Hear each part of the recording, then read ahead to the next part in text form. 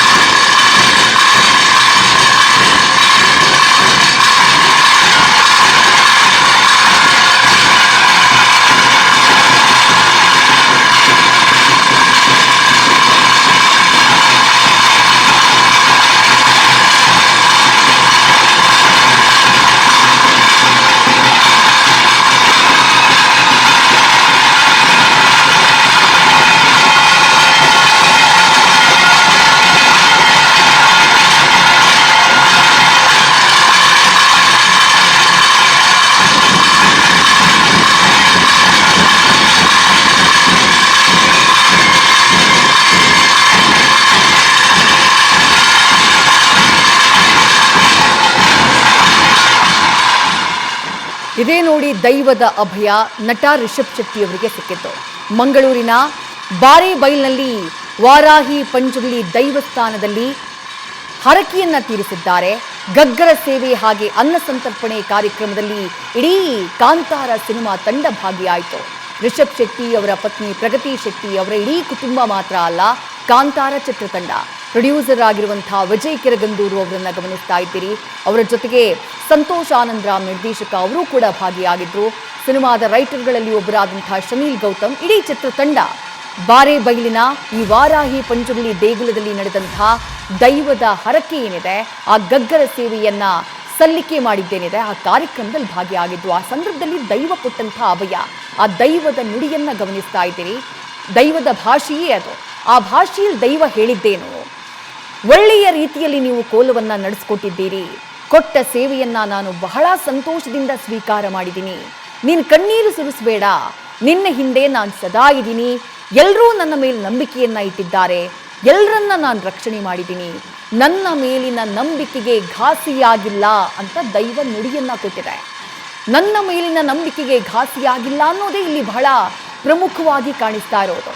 Kantara chapter 1 release ಆದ ಮೇಲೆ ಕರಾವಳಿ ಭಾಗದಲ್ಲೇ ದೈವಾರಾಧಕರಿಂದಲೇ ಅಂದರೆ ಒಂದು ತಂಡ, ಒಂದು ಬಹುತೇಕರು ಸಿನಿಮಾನ ಒಪ್ಪಿದ್ರೆ ಮತ್ತೊಂದು ಭಾಗವೂ ಇತ್ತು. ಆ ಜನ ಇಲ್ಲ, ಈ ರೀತಿಯಾಗಿ ದೈವದ ಕಲೆಯನ್ನ ಅಥವಾ ದೈವದ ಆ ಆರಾಧನೆಯನ್ನ ಸಿನಿಮಾ ರೂಪದಲ್ಲಿ ಪ್ರದರ್ಶನ ಮಾಡಬಾರ್ದಾಗಿತ್ತು. ನೀವು ಸಿನಿಮಾ ಮಾಡಿದಂತಹ ಕಾರಣಕ್ಕಾಗಿ ಬೇರೆ ಬೇರೆ ಭಾಗಗಳಲ್ಲಿ ಇವತ್ತು ಆ ದೈವವನ್ನ ಅಣಕ ಮಾಡುವಂತಹ ಕೆಲಸ ಆಗ್ತಾ ಇದೆ ಅಂತ ಹೇಳಿ ರಿಷಬ್ ಶೆಟ್ಟಿಯವರ ಬಗ್ಗೆ ಬೇಸರವನ್ನ ವ್ಯಕ್ತಪಡಿಸಿದ್ರು, ಟೀಕೆಯನ್ನೂ ಕೂಡ ಮಾಡಿದ್ರು. ಆದರೆ ದೈವ ಅದೆಲ್ಲವನ್ನ ಮನ್ನಿಸಿದೆ. ನನ್ನ ಮೇಲಿನ ನಂಬಿಕೆಗೆ ಘಾಸಿಯಾಗಿಲ್ಲ, ನಿನ್ ಜೊತೆ ನಾನಿದ್ದೀನಿ, ನಿನ್ ಕಣ್ಣೀರು ಸುರಿಸಬೇಡ, ನೋವನ್ನ ಅನುಭವಿಸಬೇಡ, ನನ್ನ ಮೇಲಿರುವಂತಹ ನಂಬಿಕೆಗೆ, ಮೇಲಿಟ್ಟಂತಹ ನಂಬಿಕೆಗೆ ಘಾಸಿಯಾಗಿಲ್ಲ, ಎಲ್ಲರೂ ನನ್ನ ಮೇಲೆ ನಂಬಿಕೆಯನ್ನ ಇಟ್ಟಿದ್ದಾರೆ, ನಾನು ಎಲ್ಲರನ್ನೂ ರಕ್ಷಣೆ ಮಾಡಿದ್ದೀನಿ, ನೀನು ಕೊಟ್ಟಂತಹ ಸೇವೆಯನ್ನ ಸಂತೋಷದಿಂದ ಸ್ವೀಕಾರ ಮಾಡಿದ್ದೀನಿ ಅಂತ ಹೇಳಿ ದೈವ ನಟ ರಿಷಬ್ ಶೆಟ್ಟಿ ಅವರಿಗೆ ಅಭಯವನ್ನ ಕೊಟ್ಟಿದೆ. ಈ ಮಂಗಳೂರಿನ ಬಾರೇಬೈಲು ಪಂಜುರ್ಲಿ ವರಾಹಿ ದೈವಸ್ಥಾನ ಏನಿದೆ, ಇಲ್ಲಿ ಕಳೆದ ವರ್ಷ ಏಪ್ರಿಲ್ನಲ್ಲೂ ಇಲ್ಲಿ ನಡೆದಿದ್ದಂತಹ ನೇಮೋತ್ಸವದಲ್ಲಿ ಭಾಗಿಯಾಗಿದ್ದರು ರಿಷಬ್ ಶೆಟ್ಟಿ.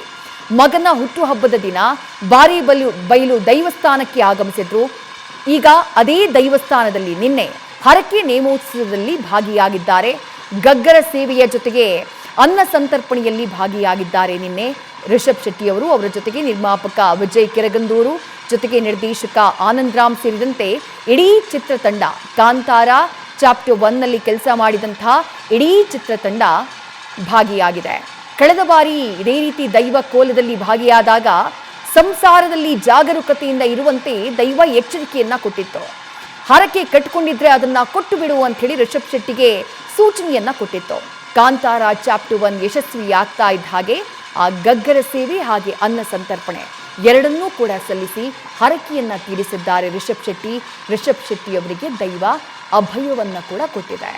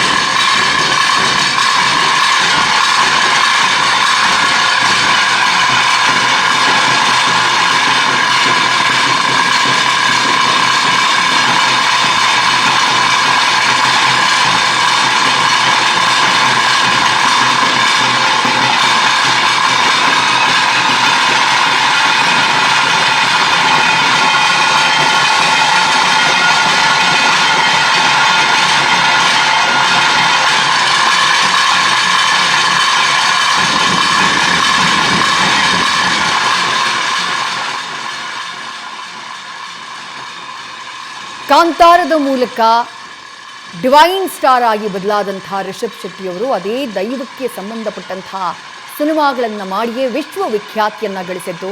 ಅದು ಮೊದಲು ಬಂದಂತಹ ಕಾಂತಾರ ಸಿನಿಮಾ ಆಗಿರಬಹುದು, ಅದಾದ ನಂತರ ಬಂದಂತಹ ಕಾಂತಾರ ಚಾಪ್ಟರ್ 1 ಆಗಿರಬಹುದು.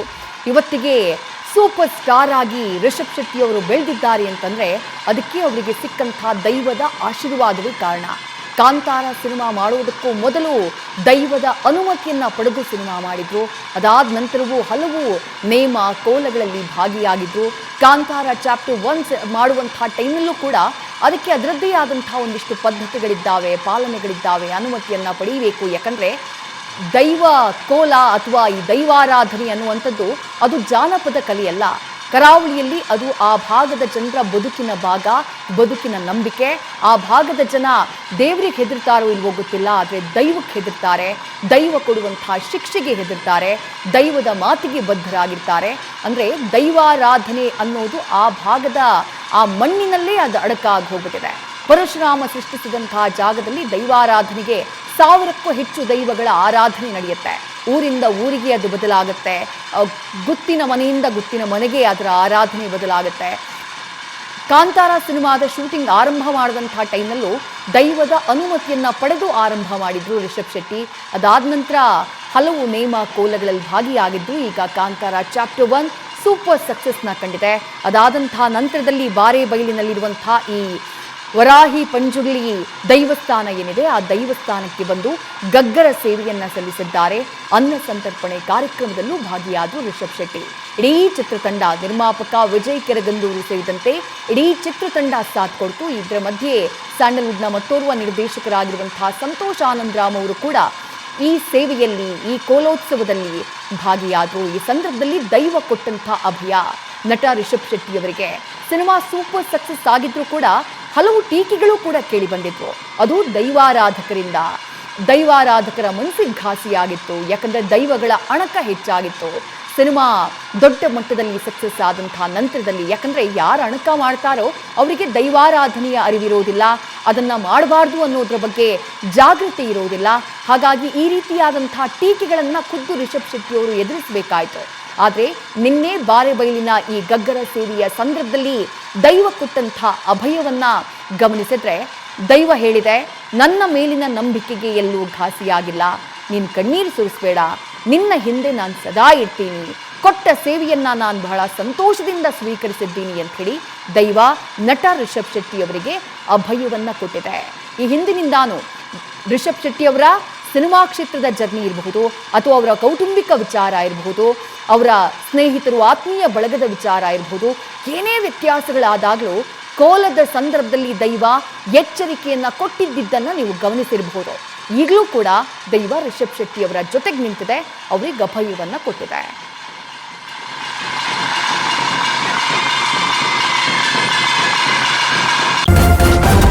ನ್ಯೂಸ್ ಫಸ್ಟ್ ನಿರ್ಭೀತಿಯಿಂದ ನಿಮ್ಮ ಪರವಾಗಿ.